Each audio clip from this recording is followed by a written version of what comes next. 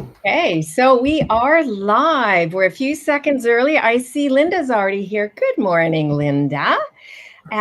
So while we're waiting, we're just going to give people a few minutes to check in. And also, if you're there, I would love to see where you're from. And also, if you're already a Fictionary subscriber, it'd be great to know that too. The other thing I want to say, so I'm a little nervous today because this is my first time using the StreamYard technology. So please bear with me if, I'm a little clunky with it. Joelle and I have practiced the technology back and forth, and I'm just hoping that, it all goes smoothly. The rest of it is great. We've got a good story to tell you today. And there's Beth. Hi, Beth. Oh, and Grace. Hi, Grace. Grace, I know, is a Fictionary subscriber, and she has a fabulous book that I've just gotten on my Kindle. So really excited to see her here. We've got Amy. Good morning. Amy is from Massachusetts, which is a very hard word to spell. Oh, and there's Sherry. Hi, Sherry. And Nick. All righty. So whole bunch of more people. Hey, there's Ducky Duck from Ireland. That's cute. Calvin, Alex, Michelle. Okay, so we'll just give it a few more seconds before we get going.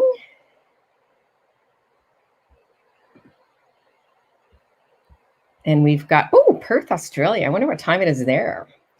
We've got Celeste, and we've got Sharon from Chicago, Idaho. There's UK. Wow. Okay, so we've got people from all over the world, which is really exciting because it's hard to pick a time zone that works for people. So those of you, we have Jefferson. Hi, Jefferson. That are coming at really odd time zone. We appreciate you being here. We will send out a copy of this at the end. All right, so I'm going to go ahead and get started. So I think most of you know, if you're here, you know I'm Christina Stanley. I'm the creator of Fictionary, and I love all things editing. I combine my degree with computer mathematics with my success as a writer and an editor to create Fictionary. And Fictionary is online software that helps writers and editors perform a story edit. So today, we're going to talk about the structure of a novel and how, and to do that, I've asked JoEllen Nordstrom to join me. So hello, JoEllen, welcome. JoEllen is the founder of First Editing, and they've helped over 50,000 authors since 1994 with professional editing services. First Editing is also the first editing company with an entire department of Fictionary certified story coaches for structural fiction editing. JoEllen is the host of the podcast Publishing Power and the official editing instructor for Pro Writing Aid's Self-Editing School. And she connects writers with techniques and tools to become better editors and growing authors. We've been working together for the past 2 years. We currently have a weekly podcast and a video series which outlines the 38 story elements.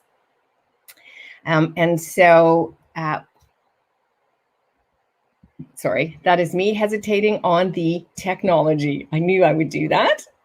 All right, so what we're going to talk about today. So what is exciting today? We're going to talk about what a draft is.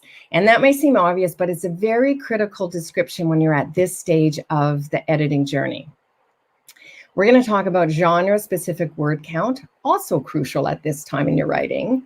We'll talk about what's a scene and how to structure a scene. Then we'll talk about what's a chapter, how to structure a chapter, and how to structure scenes within a chapter. And then we're going to bring it all together and talk about the structure as a novel, as a whole, in the context of chapters and scenes.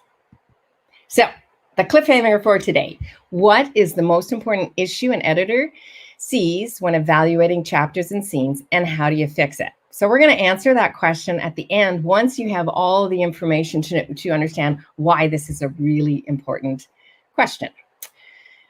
So we're going to get right into it, and we're going to talk about first, what is a first draft? So in order to understand how to structure chapters and scenes, the draft becomes very important.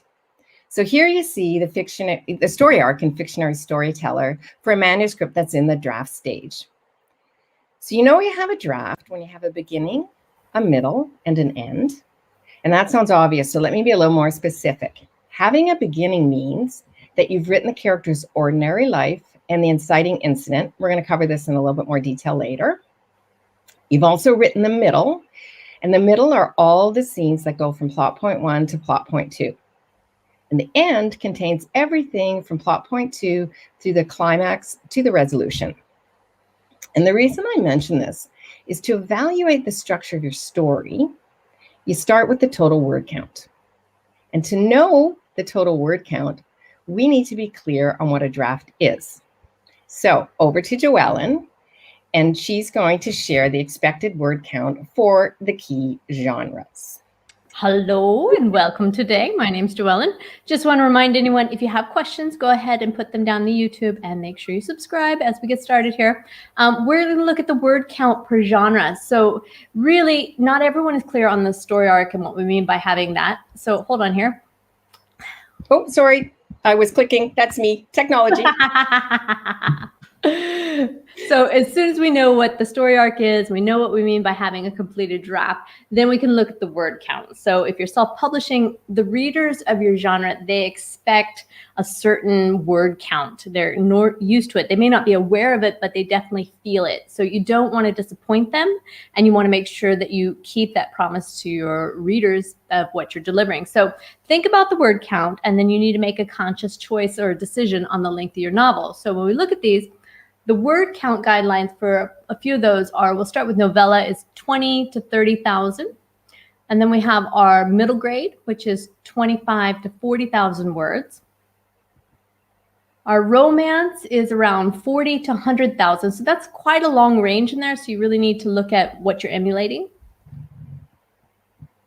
Young adults, those are novels that are between the 12 to 18 years old, and they are normally 50 to 80,000 words. And then, of course, a mystery thriller, because you're trying to keep the pace nice and fast, it's 70 to 100,000 words. And then we have the paranormal, which is that secondary genre, and you have to find the right range, but it's 75 to 95. So again, these are all ranges. It'll depend upon you. And monsters, of course, need more time and description. So in horror, we've got 80 to 100,000 words. With fantasy, you're looking at the world. You're creating the new world. They're not familiar with it. You need to describe it. Take them in there. It's going to be 90 to 100,000 words anytime you're outside of what they're accustomed to. Science fiction also. The technology and the world normally vary quite a bit. And you've got 95 to 125,000 words. And then historical, they like to set the time and the period and the mood. So it's 100 to 120,000. It's up there the same as science fiction. So again, once you have those, these are the guidelines. The story is ultimately yours, but you need to be aware of that. And the genre length is going to vary with different publishers. So you need to be aware of that. And you need to check the submission guidelines pretty carefully to make sure that you fit in there. Now we're going over here to this word count per scene. It's a nice little chart. Thank you, Christina. And here's an example of how to evaluate the scene by the length of the word count. So this graph shows the word count of a writer who used a Story Coach editor. And you look at scene 85, if you can see that there, it's the climax scene, and it has a word count of 2,179. So in this scene, it works really, really well because they use this as the climax scene. They're using this to give emphasis and to really keep you engaged on the primary event. So the author gave a larger word count to emphasize the important scene, and this is how we do that. So that's a good way to use it. If you see a variation there and it's not, important, then there's a problem. So you can see where we're going with the chapters and the scenes and the overall structure of your novel.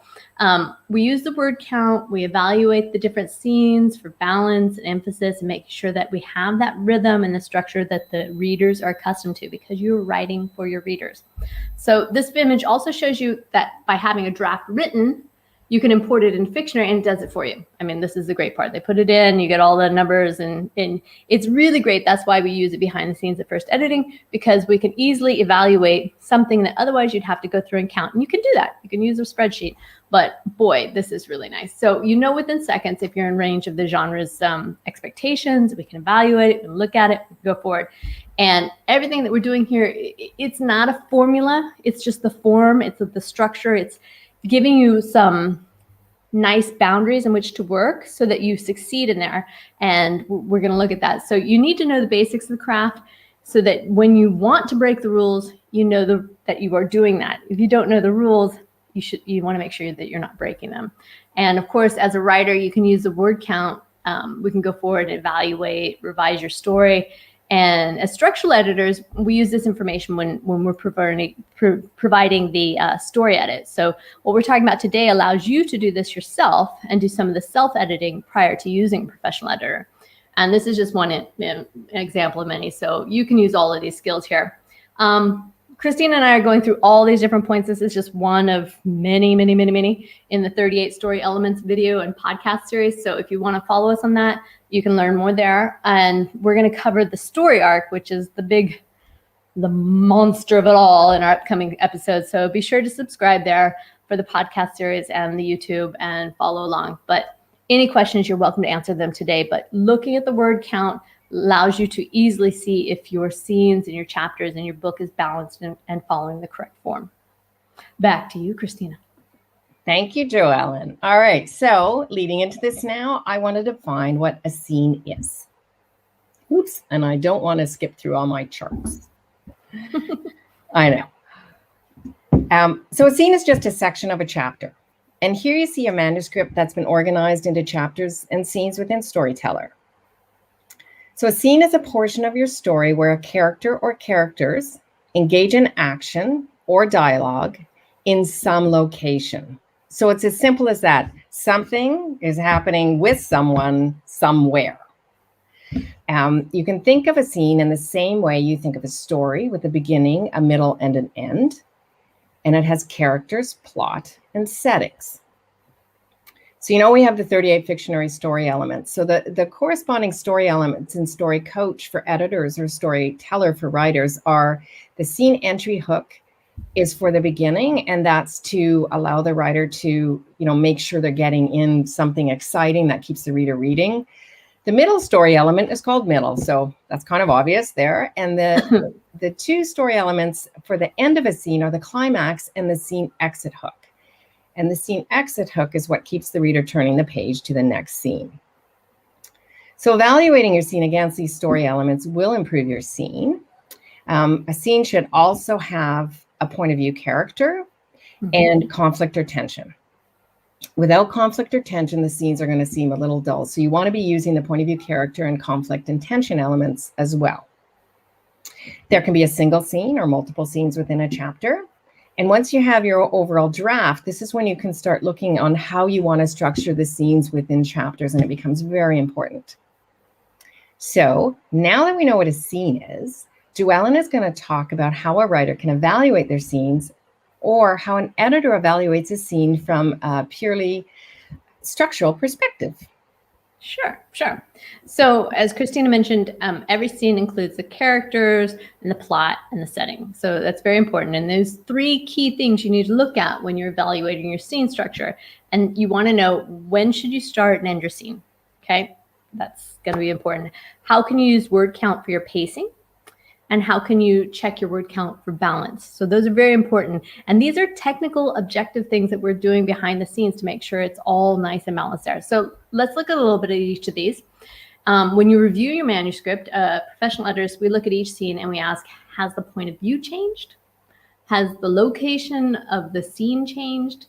And has the timing changed? And if any of those have happened, point of view, location, or timing, then that's a really good time or a really good place to start a new scene, because it is a new scene. It should be. We're just saying that technically on the page, you have started a new scene if you recognize it or not. So we need to make sure that it is done so technically there. And once you start a new scene, you've already ended the previous scene, so it's not complicated.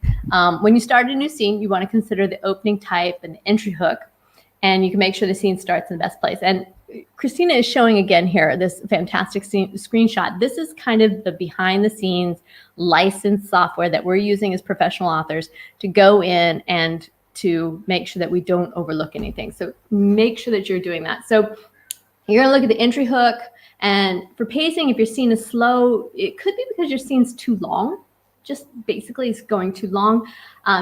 Check it and see if it's really too long, if those word counts are going up and down, then you can probably cut it into 2 scenes or more. And you can add a scene break if you change the point of view, location, or the time. So those are very easy. And you can increase, this helps you to increase your pacing without having to rewrite all the chapters and things. It makes it pretty easy. So you need to balance the word count of the scenes across the manuscript. And it's pretty important to engage your audience when telling your story. So this is all about your readers again, keeping them engaged so they don't put down your book. And the key scenes on your story arc should have more focus than the other scenes. So that's, again, we had that major one. It was the climax that was very important. And the longer scene, the more important it appears to the reader. So make sure that you're thinking about how your technical work is balancing with your emotional conveyance that you're giving there. Okay. Thank you, JoEllen. So Sure. now that we know what a scene is, we're going to move on to what a chapter is. So the reader's enjoyment and engagement in your story will be affected by how you structure chapters. So I don't want people to think it's not something that's important. It's really important. And again, it comes back to that first draft of once you have it written, you can start looking at these things. And this is where you start designing your story for maximum effect. So chapter can be made up of more than one scene. Sorry. Terrible. There we are. So as the artist here, you must strategically organize your chapters. And this is easier, as I said, once you have a first draft, and you can take a step back. And that's really important after you've written your story, is to actually take a step back and see how the reader is experiencing it. When you write your first draft, you don't need to worry too much about your chapters and scene structure. The easiest thing to do is focus on your scenes, where you want your scene breaks to be and what your scenes are, and kind of group them into chapters. But once it's all done, you can go and move scenes around and you can figure out where they best fit. So let's say a manuscript has 60 to 120 scenes. JoEllen, how does a writer organize these into chapters? And what is an editor looking for when they evaluate a chapter layout? Great. Good question. You can organize the chapter by grouping your scenes together. And there's a bunch of different ways. We'll kind of look at that. But first, let's look at the theme we were talking about. So it means that all of your scenes are related to one another, so they naturally should be put together into that chapter. And for example, one chapter could have scenes about the main plot, and the next chapter could have all the scenes about the subplot happening. So it's going to stay within that realm. So you need to create some boundaries there, and you can choose, but whatever you choose, you need to be consistent. So that's one way that you can do it and create your organization throughout your manuscript. Another way is the point of view. So the point of view, you organize your chapters by the point of view of your characters. And we've talked a couple of times about Gone Girl, and this is a great example. So you have Nick, and he's giving his perspective, and Amy, and they each get their own chapter. So it tells the story from their point of view, and it makes it natural to, once the point of view changes, you are ending that chapter and going into the next. So whatever you choose, be consistent. The readers get used to this and they follow it. And if you change all of a sudden, it really throws that little crank into their head. So the other point is you want to break for impact. So you can just end a chapter if you want to make it very, very clear that this was super important what just happened. And you can just find and insert a chapter break if you need one. And if something significant happens, you want the reader to have that moment and digest it. So you're going to go into a much slower chapter after that. It gives them the opportunity to do that. And we want to make sure that they have that. And it also signifies to your readers that, okay, this was super important. there was just one scene in here and I made it into a whole chapter, and we're looking at that. So as professional editors, we try to evaluate your chapters for balance. And so again, it's important when you're self-editing that, you make sure your writing and your scenes are balanced in how you're doing it. So you want to review your scene and balance within your chapters and the novel. So your readers are going to get used to a structure, and your story will seem unbalanced if the structure suddenly changes, and you don't want to do that. If you have 1 to 3 scenes in a chapter for the majority of the chapters, then a chapter with 17 scenes, something's wrong. And this chapter feels too long for the story, and it feels too wrong for the reader. So it seems like an extreme example, but we had a novel and it did this, and we just corrected the issue. It wasn't difficult. It was pretty easy fix for the writer. All they had to do was just find the natural chapter breaks within the group of her chapters. And then she just changed this into 5 chapters without having to revise the story. So even though there may be these errors in your novel, it doesn't mean that you're going to have to spend another year writing another book. It just means that we can look using through these nice tools and easily evaluate the balance and make sure that technically it's strong from that point. And that's where you want to start. That's why we're doing the structural editing, and that's what the editors are trained to do. So and when we have a chapter here, the image shows that chapter 5 has 10 scenes, and it's out of balance with the rest of the chapters. So this makes the chapter seem very long to the reader, and it slows down the pacing. So you're seeing here,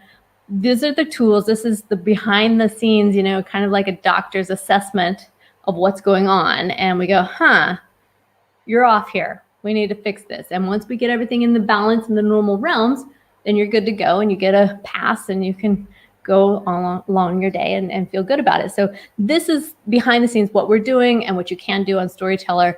And of course, the reason why we created the 38 Story Elements series was, if you want to do it yourself, this is all the information. We just want people to be able to achieve their goals here. So balance is pretty important. You want to be consistent when evaluating the balance of your chapters. And if you start the story with 1 scene per chapter, then you need to stay with that. Don't change it. Again, consistent. And that's the way it has to be. However, the opposite's true for multiple scenes in a chapter. So if you can have multiple scenes in many of the chapters and then have 1 scene in a chapter, like we said, to give it total emphasis. But 1 scene in a chapter either means you're increasing the pacing of the scene or it's significant. So you just need to be aware of how you're doing that. And it's technical. It's the juicy. It's a little thing there. Excellent. Okay, so let's talk about, why is the story arc important? I mean, all of you who know me know I'm a bit of a story arc geek. I love the thing. So far we've covered what a draft is, what a scene is, and what a chapter is. Now let's look at how it fits into the overall story structure. So if you use Storyteller or Story Coach, this is drawn automatically for you. If you don't, make sure you have a way to draw it. It's really important when you're evaluating your story structure and with chapters and scenes is to draw the story arc. And if it's on your dining room table, that's fine too. And it's important for both writers and story editors to actually do this. So I'm going to tell you why. And there's a big clue up here with these books. So let's go way back into the past, all the way to circa 750 BC, when it's believed Beowulf was written. Beowulf is the oldest surviving epic in British literature, and it follows today's story arc exactly. So the story arc that we've shown you, that's what it followed. Now we can time travel forward 2,700 years later, and we come to Twilight, written by Stephanie Myers in 2008. So Twilight was extremely commercially successful. The interesting thing is both Twilight and Beowulf follow the form of the story arc exactly the same. They're totally different stories. One's an epic poem, one's a novel. Both are about monsters, but different types of monsters. And yet they follow the story arc. And so my point is, the story arc has been around forever. And it's worth evaluating how your story does against it. But to get to the story arc, you need to have scenes and chapters first. So let's take a little bit of a deeper look at the story arc. And, I'm just going to go through this with you. So Fictionary is really about the art of story design. And using the story arc helps you design your story from a high level perspective. So we talk about the inciting incident, and this is where your character's life is first shaken up and changed. And this should happen within the first 15% of your story. And if it doesn't, then if it's too late, the reader is going to be bored and they won't know why, because the pacing is going to be too slow and they're expecting something to happen. If it's earlier, that's great. Lots of stories start with the inciting incident on page 1. So up to 15%, you're good. This is a chapter or a set of chapters that you want to pay specific attention to. And here's where what JoEllen was talking about, the more important the scene, the more word count you can have in that scene. Plot point 1 is the point of no return for the protagonist. It should be between 20 and 30% of the story. And only by knowing where your chapters and scenes sit can you know if it's actually in that range. If the plot point 1 comes too close to an inciting incident, the story feels rushed, and it probably means it's lacking depth there. Maybe there's not enough description. Maybe there's not enough sequel scenes. There's many ways that you can add more depth to your story between those 2 points. Once you get to the middle, the protagonist is now starting to get very proactive. And the middle, of course, is somewhere between 45 and 55%. And this is where there's a bit of a change in the character's personality, and they start to really drive the story. And everything they do now is either going to make it worse or better for them achieving their main story goal. So, and typically it's worse and worse and worse with some little ups.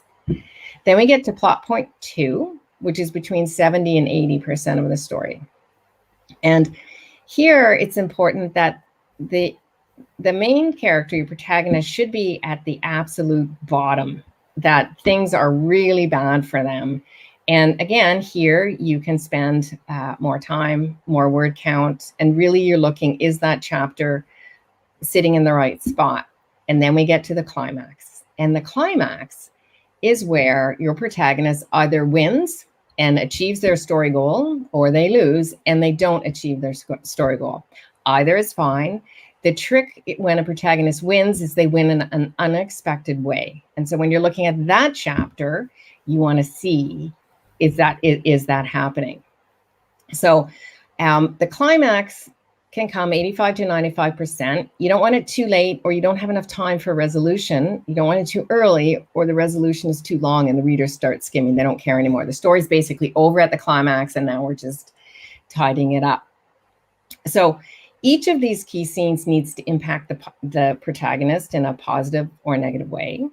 The protagonist needs to be in these scenes. And again, that's a reason for putting, breaking your novel out into scenes very carefully so you can see, are they in it? And then, you know, at that point, now what you're doing is you're looking at the entire structure of your story. And so you're saying, you know, are my scenes and chapters in the right place? Do they fit the story arc? If they don't fit the story arc, why not? And so we'll just finish this with saying that this is form. It's not a formula. And so if you choose to break this, that's fine. Just know why you're doing it. Don't do it by accident. Exactly. Yeah. Exactly. So that's the big story arc. So let's go back to the cliffhanger. So we asked at the beginning, what is the most common issue an editor sees when evaluating chapters and scenes, and how do you fix it? So JoEllen gets to answer this. Yay! Over to her to tell the secret. Common issues that we see, and this is what you need to be looking for in your own manuscript as you're self-editing, is that authors are often not controlling the point of view for the chapters and the scenes, so they're not following this consistent structure we're talking about. So every writer's different, of course, but consistency is what's mandatory here. So we see again and again, the word count in a scene is too long. It's just way too long, and your word count needs to fit the genre. That's where we started today. So you need to define what genre are you and what's your word count, and then compare and start there. So a young adult book is going to be shorter scene lengths than a historical novel. And so the word count needs to fit those in those scenes there. And if we have a scene in a chapter that's not related to the other scenes in the chapter, again, it's just an easy to fix, but a structural moving. And that's the advantage of having these softwares. So you can move things around. Of course, you still need to reread it, but you can see the events moving, and it's quite easy to structurally repair. You need to be consistent on how you group your scenes and you organize your chapters for consistency. It's very important. And for example, there may be a chapter that has scenes that deal with the main plot, and in the middle of the chapter, there's a scene dealing with the subplot. Wrong place for that. So it needs to be moved to another chapter. You need to break, start a new chapter, whatever you're going to do, depending upon the word count that we have there. But overall, just remember that when you make these sudden jolts and startups, it affects how your reader is experiencing your story, and it hurts the flow. So it's better to have the scenes for the main plot and the subplot in separate chapters. And it's really easy to do once you know what you're looking for. So this is why we're doing this. Just the more you know how to do this, the better the payoff for you in the end. When you come to a professional editor, you can describe what problems you're having. You can use the same language. You have the same software. You know what you're looking for together. So you're no longer struggling to fix it on your own. You get the help you need, and you get better use and a better return on your investment for the editors, because it's quite a bit of money you're putting out for editing. So make sure you're getting the best you can there. And you know what you're looking for. You know how to organize your book. The editor can help you tighten up the story instead of doing all these tiny little things. So action, action, action. We always let you walk away with something to do. And your homework today is you need to list your scenes per chapter and review why they are in each chapter. So if they need to make sense there. So you can do this in Fictionary easily, or if you've been doing the Excel, what is that old thing? The Excel, then you can drag and drop there. But again, as long as you've labeled all of your scenes and you know what they're happening, it should be easy to glance down and move it. You do that in the software, you can just physically move it, drag and drop, whatever it takes. But again, make sure that you're looking at these different elements, because as structural editors, that's what we're doing. We're starting with a checklist in the background, and we're going through this checklist to make sure everything's in order. And that's our objective evaluations. And then we can move on to the more subjective, which is how it appears to the reader, feels, and all those other things. So make sure you do that and take a look. So get busy on your homework. List your scenes per chapter and review why they are in each chapter. Terrific. Okay, I'm going to switch back just to the two of us now. I know. So there are other aspects of today's publishing industry that are impacting the structure of a story and how we as writers create our story. So now that we've talked about how to structure overall with the story arc and then scenes and chapters, JoEllen, tell us, is reading technology affecting the structure of chapters and scenes? Oh, yeah. And if you don't know that one, you're living in the wrong century right now. These little, we've got all of our nice little technological, this is my ebook, phone, computer, whatever. People are reading on their phones. And this is a big phone. You can have much smaller phones. You can have the iPads. You can have the ebooks. You can have your laptop. You can have your main screen. But there are some people who are still reading on paper. I love it. But in general, if I'm marching around the world, I always have my phone with me, so I can always pick it up and read when I want.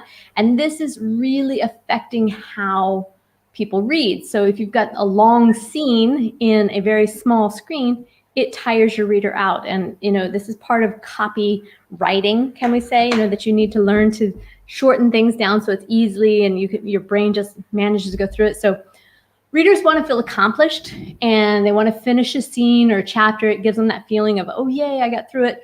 And we advise writers to read their manuscript on a couple of devices, not just one, but check it out on your phone and see how it's looking there. Scroll through it. You don't have to read the whole thing, but you need to see it. Like, gosh, it's just pages and pages, and there's not one indentation. There's a problem. You need to fix that, because we're not just writing as we're talking about this today. We are, formatting and, we're physically creating the story, both, visually and how it's being eaten and taken. So there you want to do that. And the big part of that is you also want to talk about the formatting, the scene breaks. Before, it's changed the way we've done our manuscripts. A scene break, it becomes really, really critical here. So when books were printed before, you had a publisher put a blank page or a blank line, between the scenes, and then use a scene break character at the bottom of the page. Easy enough. We don't have that, because if I'm reading on this and I switch over to my laptop or whatever, I don't know where that scene break, it doesn't show up. So you really need to know, you need to use the scene break character, little googly whatever, and put them on there so that we can see every scene and we know how it's moving around. It also, to be honest, once you start doing this, it helps you when you're editing, because you can go through and boom, boom, boom, and you can find things a lot easier, so you can edit on the go. Okay, so now that you've given us that whole description, when a writer sends a manuscript to an editor, so someone in your firm, what should they do for formatting when it comes to chapters and scenes? So it's not ready for publishing yet, but it's going to an editor. Okay. Well, if you're going for the high-level structural edit, then you really need to be aware of your scenes and your chapters, and you need to have every chapter, labeled chapter 1, chapter 2. I'm not going to tell you have to spell out 1, or if you put number 1, but you need to use the word chapter and put it in there, because it's just easier. And we're using the same software that if you're using Storyteller, it's very similar. So we're using that, and it allows us to get that story arc and review it. And then when you have a scene, you want to put those scene break characters that you're doing on there. There's a lot of different tools out there, but it'll show you, you can insert that and it goes on. And it helps us determine that you're really ready for the structural edit, because obviously if you're not, it doesn't mean you're a master of it, but it does mean that you are paying attention to the details and you're ready to take it on to the next level. And we can go ahead and do this. And you're going to have to do it before you publish anyhow. We can help you with some of it, but really coming in and having that, everything goes faster and it's for your benefit. It's just part of the initiation rights. Okay, so that is basically sums up everything that we want to talk about today. We are shortly going to move into questions and answers, but I just wanted to sum up by saying there's no definite answer on how many chapters and scenes should exist in a novel. No. It's more about the structure of the scenes and the chapters. It's about the word count. And then it's the magic of your artistry that comes into play. And this is where you're designing your story to be most effective. But by evaluating the structure of your story on a scene and chapter basis, it will improve your craft for sure, because now every time you write a new story, you're going to have that in your mind if you're thinking about your scenes and your chapters. Once you revise based on this, it will strengthen your story because it's going to increase the tension. It's going to increase the pacing. It's, everything about it comes together when we start grouping the story elements and looking at different things. And once your story is stronger, it's going to engage a reader. And when your readers are engaged, they're going to be lovely readers and share with other people, and you'll sell more books. Right. So before we go to questions and answers, I just wanted to go back to, we do have a discount for Fictionary Storyteller, which is 20% off. The coupon code is chapters20 because we're doing a chapters and scenes webinar. And you can start a free trial. Just start it, try it. If you love it, then you can go over and enter your coupon code and subscribe. And once you subscribe, you also get our full masterclass that goes along with Storyteller. And JoEllen, I'll let you talk about your coupon. Oh, well, they're using the 20% off coupon from Fictionary so that we know it's coming from this program. So just enter Fictionary and you'll get that 20% off. And that's on any editing. So if you're already using Fictionary and you're one of those whiz kids who's super great and you come in, you go, and we say, wow, double thumbs up, you're good to go, then you can apply that to your line editing or your copy editing, whatever you need, because there are 3 levels of editing. We're talking about the structural because that's the high level. That's what Christina is a master at, and we've been working with her to really revolutionize how editing is done. Not only the self-editing, but also the editing from the professional editors, so that we know how to do that, and we are making it very comprehensive in that term. So by using that, it allows you to be better. So you can use her software prior and come in and we can hand it over that way. We'll do a free sample. We'll take a look and tell you what we think you need or what we know you need. And you get an instant price quote, all of that. So again, let us know if you're coming from Fictionary. We kind of have, to be honest, we have a higher expectation. We know that you're talking the talk and walking the walk, and you're learning, and you're really, stepping up your game. So let us know, because we really want to make sure that we meet you on that level, and we'll help you get through the rest of the editing process so that you can carry on and hopefully go into the publishing, either agent, hybrid, or self-publishing. Okay, terrific. So let's move on to questions and answers. The first question is, where can I find the podcast? So here's a link for the podcast. Wherever you listen to your favorite podcast. So if you're on Apple or Spotify or Google or whatever, you just enter the Publishing Power, and that's going there. Or you can go to, we have a separate website for it, publishing-power.com, or you can go to firstediting.com, and there you can just click on our button that says podcast under the free resources. So any of those will get you there. We do record them visually, and then we also put them on our YouTube. So we've been breaking this down, and then Christina's also been putting them out there. So we have 38 plus videos weekly for quite a while now that we've been breaking down all those story elements so that you can use that as a reference or as a complete guide to do your self-editing prior to coming to a professional editor. Yeah, and so JoEllen and I started this exercise last year. And what we've been doing is putting very short videos together, or podcast. If you like to listen or you like to watch, either is fine. And we're talking about the 38 story elements and how you use them and how you can evaluate your own story. And so they're really specific action item focused. And so each of the videos gives you something to take away and really enhance your story. Right. So I'm going to answer the next question, and it is from Paula. Are there any word count guidelines per scene for mystery or thrillers? So yes and no.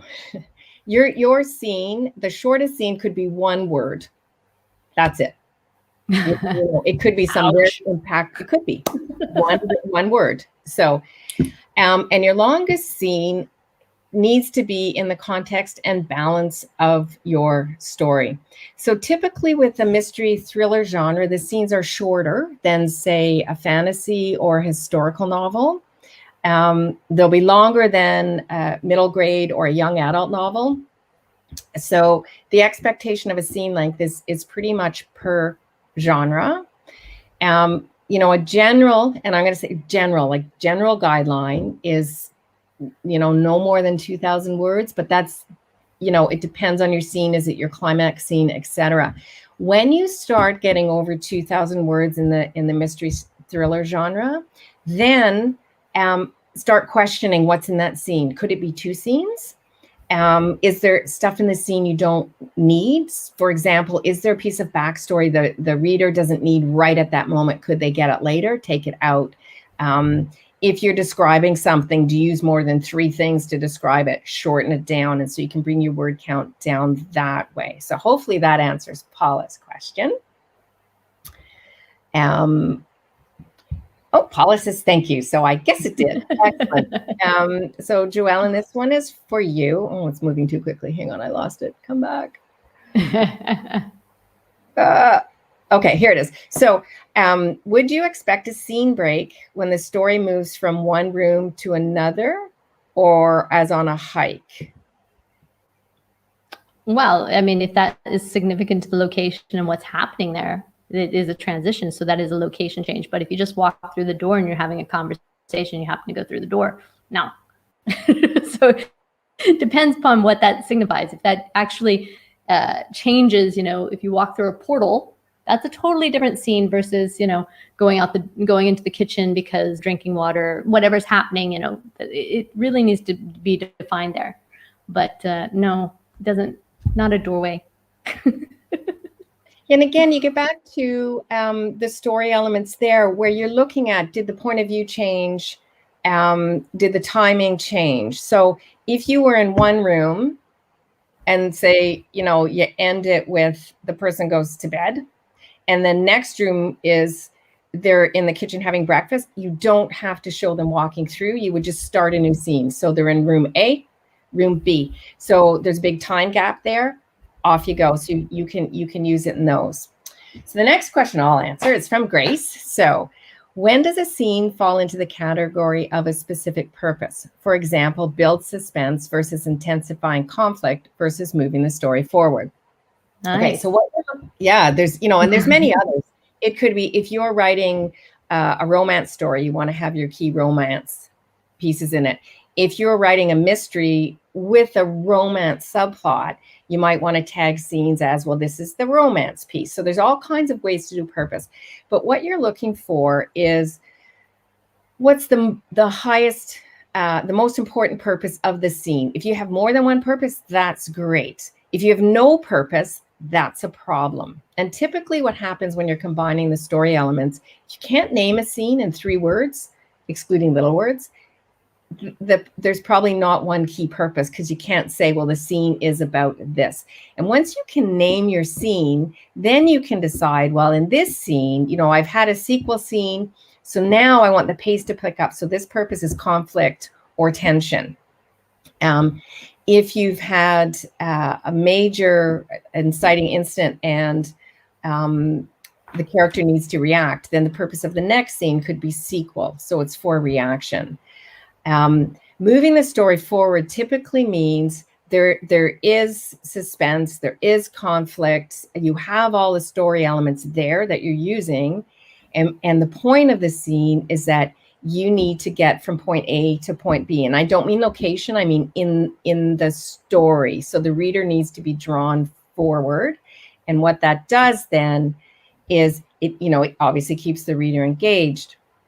So the most important thing about purpose is not really which one you choose, but that you have one to choose.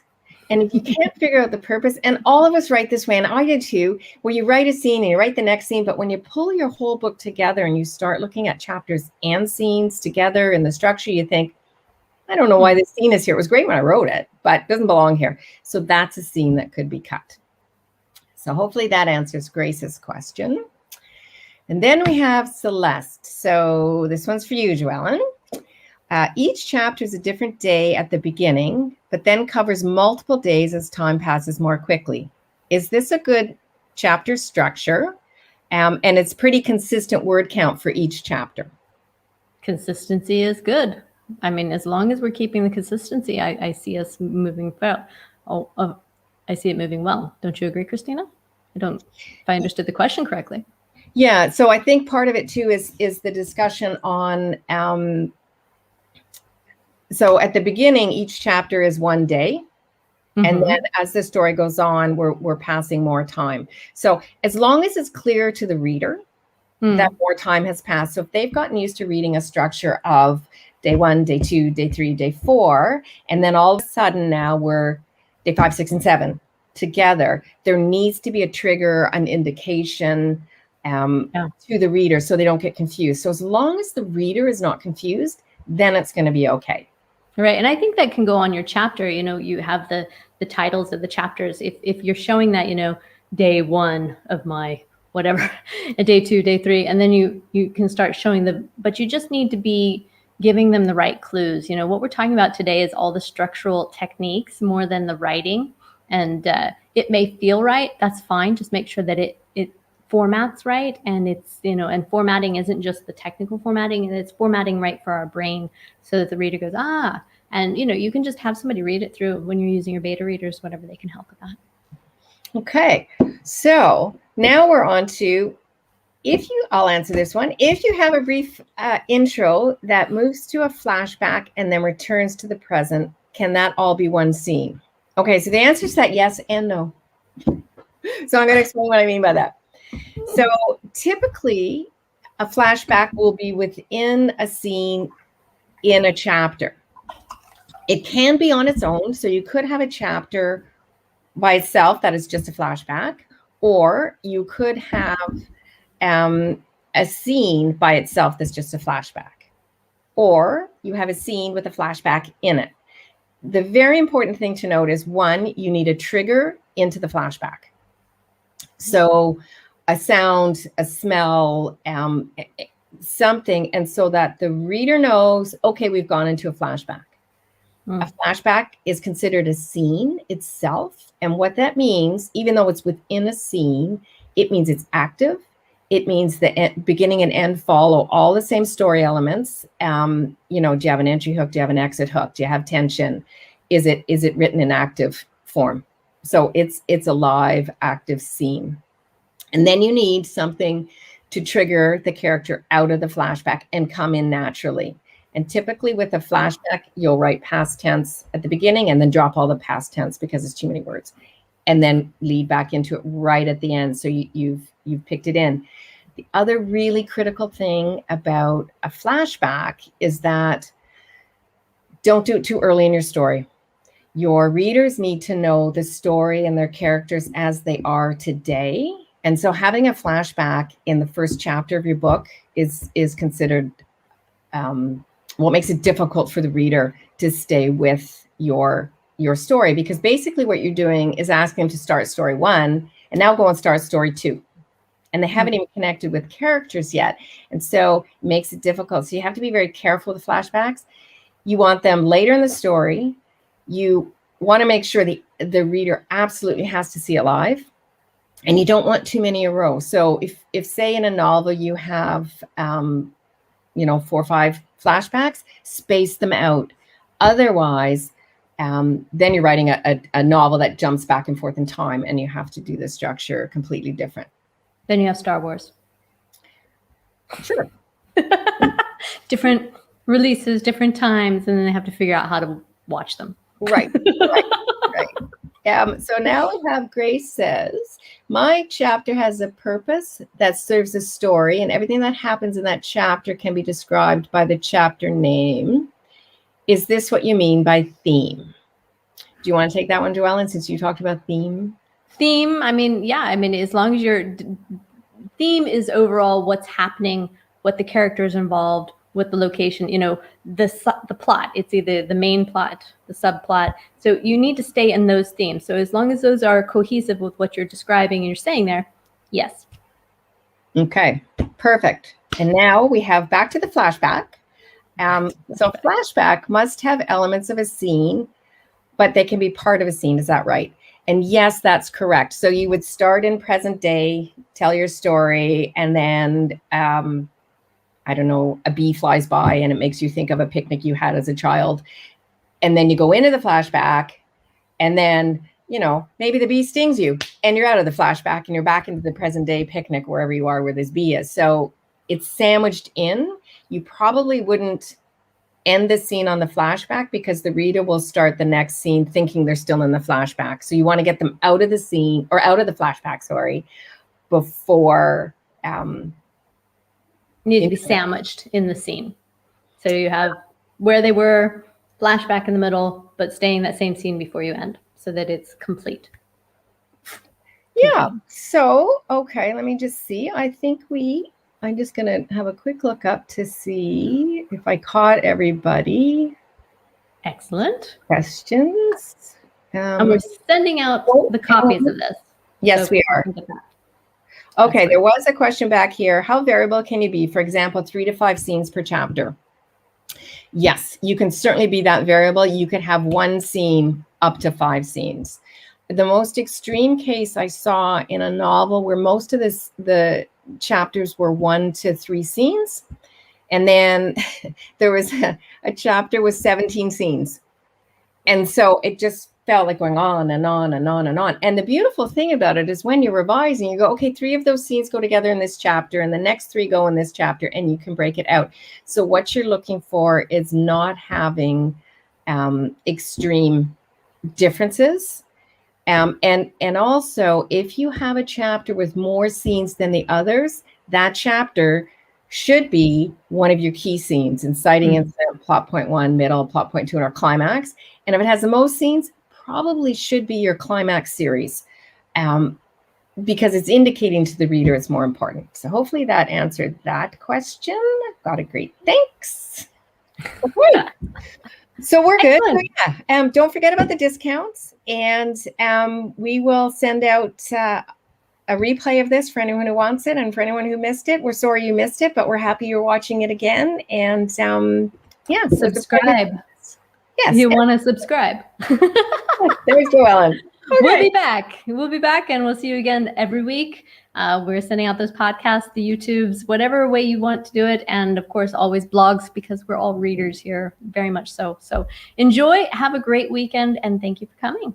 All right. Thanks, everybody. Hope you enjoyed it. Bye.